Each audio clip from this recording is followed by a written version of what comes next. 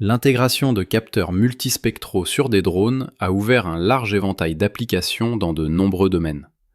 Ces capteurs permettent de capturer des informations invisibles à l'œil nu en analysant des bandes spectrales spécifiques. Cet enregistrement de la réflectance de la lumière sur différentes surfaces offre des données objectives pour l'analyse et la prise de décision.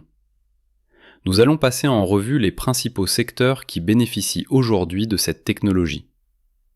L'agriculture de précision est l'un des domaines d'application majeurs de l'imagerie multispectrale.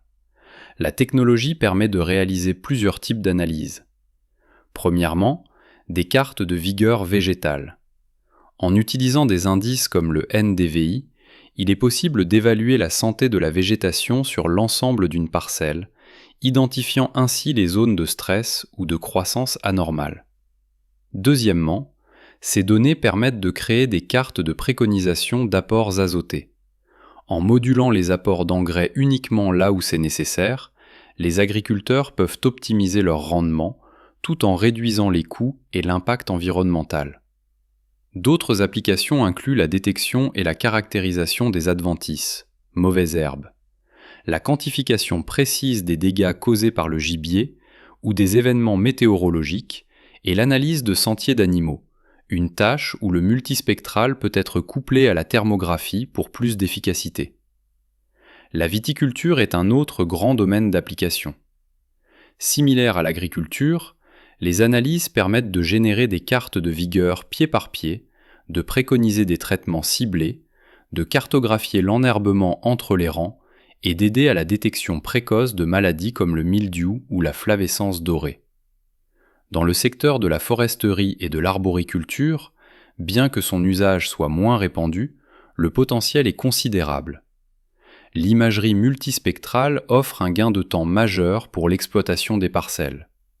Elle permet de dresser des cartes de vigueur des arbres, de géolocaliser précisément les individus malades ou morts, de caractériser les différentes espèces végétales et d'identifier des maladies spécifiques à grande échelle. Pour la gestion d'espaces naturels, le drone multispectral est un outil précieux pour les études écologiques. Il est utilisé pour suivre le développement de la flore dans des écosystèmes sensibles, comme des marais ou des herbiers marins, pour caractériser la composition végétale d'un territoire, et même pour des études sur la faune, en aidant à localiser des nids ou des animaux. Le secteur de l'archéologie commence également à exploiter cette technologie. L'objectif est de mettre en évidence des anomalies de surface, souvent invisibles au sol. Le capteur peut révéler des crop marks, qui sont des variations de croissance dans les cultures, trahissant la présence de vestiges enterrés, ou des soil marks, qui sont des anomalies de couleur du sol nu. Ici, le multispectral peut être associé à la thermographie et à des modèles numériques d'élévation pour une analyse plus complète.